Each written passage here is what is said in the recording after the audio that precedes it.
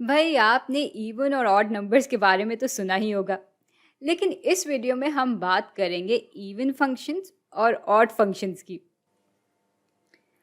अब even functions और even numbers या ऑड फंक्शंस और ऑड नंबर्स एक दूसरे से काफ़ी मिलते जुलते तो हैं, लेकिन इनके बीच में बहुत सारे फ़र्क भी हैं। तो चलें इवन फंक्शंस से ये बात समझना शुरू करते हैं।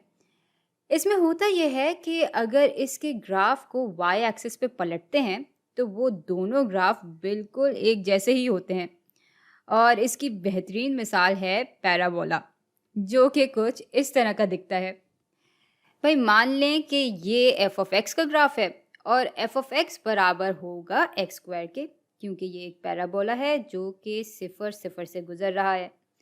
खैर, तो इसको जब हम वाई एक्सिस पे पलटेंगे तो भाई हमें फिर से यही ग्राफ मिल जाएगा। अच्छा, अब सवाल ये है कि इसको मैथमेटिक्स की ज़बान में किस तरह से दिखा सकते हैं। तो एफ ऑफ एक्स का अगर अक्स वाई एक्सिस पे लिया जा रहा है तो वो बराबर होगा एफ ऑफ नेगेटिव एक्स के।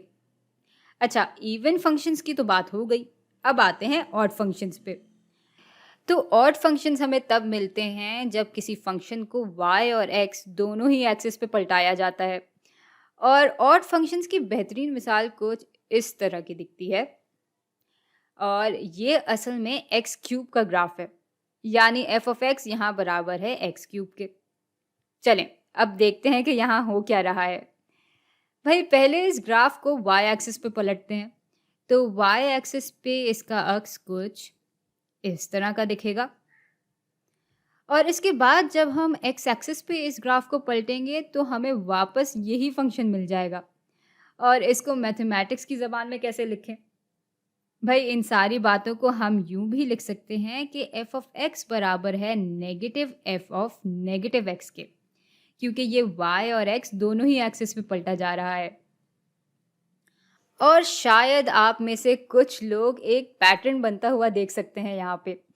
चलें मैं आपको एक इशारा भी दे देती हूँ कि ये पैटर्न असल में इवन और ऑड नंबर से जाके जुड़ता है। भाई यहाँ पे हमने इवन फंक्शन की बात की और फंक्शन की सबसे बड़ी डिग्री अगर आप गौर करें तो वो एक इवन कदर के बराबर है। और यहाँ ऑड फंक्शन में फंक्शन की सबसे बड़ी डिग्री एक ऑड नंबर है। अब भाई अगर आपको इस पैटर्न पे शक है तो मैं तो यही कहूँगी कि आप मुख्तलिफ मिसालों की मदद से इस बात को ज़रा खुद से परख के देखें। लेकिन मुझे पूरा यकीन है कि आप इसी नतीजे पे पहुंचेंगे कि अगर सबसे बड़ी डिग्री किसी फंक्शन की इवन है तो वो फंक्शन भी इवन होगा, और अगर सबसे बड़ी डिग्री किसी फंक्शन की ऑड है तो वो फंक्शन भी ऑड होगा। लेकिन कुछ ऐसे भी फंक्शंस होते हैं जो कि ना इवन होते हैं और ना ही ऑड होते हैं। मिसाल के तौर पे अगर हमारे पास एक्स स्क्वायर जमा 2 का ग्राफ है जो कि कुछ इस तरह का दिखता है, तो ये भी एक इवन ही फंक्शन है, क्योंकि इसको हम वाई एक्सिस पे पलटेंगे तो ग्राफ वापस इसी तरह का दिखने लगेगा। लेकिन अगर हम x माइनस 2 का ग्राफ बनाते हैं तो वो यूं 2 कदम दाएं तरफ होगा। और भाई ये फंक्शन बिल्कुल भी इवन नहीं होगा, क्योंकि इसको जब हम वाई एक्सिस पे पलटेंगे तो हमें फिर से यही ग्राफ तो मिलने से रहा।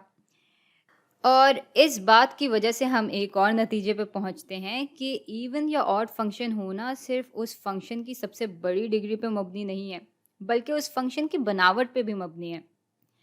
अच्छा, इसी तरह अगर हम इस ग्राफ को थोड़ा सा खिसका लें और यूं कर लें तो ये भी अब ऑड फंक्शन नहीं होगा।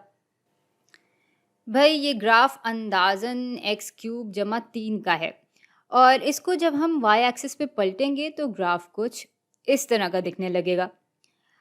और इसके बाद जब हम इसको एक्स एक्सिस पे पलटेंगे तो फिर हमें कुछ इस किस्म का ग्राफ मिलेगा। और यूँ हमें ये सब तब्दीलियाँ करने के बाद चूँकि फिर से यही फंक्शन नहीं मिलेगा, इसलिए ये एक ऑड फंक्शन नहीं होगा। लेकिन अब एक और मज़े की बात पर आते हैं। भाई कुछ फंक्शंस ऐसे भी होते हैं जो कि इवन भी होते हैं और ऑड भी होते हैं। ज़रा सोचें कि आपने कोई ऐसा फंक्शन देखा है जिसमें एफ ऑफ नेगेटिव एक्स की भी बराबर हो और negative F of negative x की भी बराबर हो। चलें मैं आपको एक इशारा देती हूँ। अगर एफ ऑफ एक्स बराबर हो सिफर के, तब क्या ये बात मुमकिन है? भाई इसका ग्राफ होगा ये सीधी लकीर, क्योंकि इन सब नुक्तों पे y सिफर के ही बराबर होगा। और अब अगर इसको y एक्सिस पे पलटते हैं तब भी हमें यही ग्राफ मिलेगा। और इसको अगर हम एक दफ़ा y एक्सिस और एक दफ़ा x एक्सिस पे पलटें तब भी हमें यही ग्राफ मिलेगा। और इसलिए ये फंक्शन ऑड भी है और इवन भी है।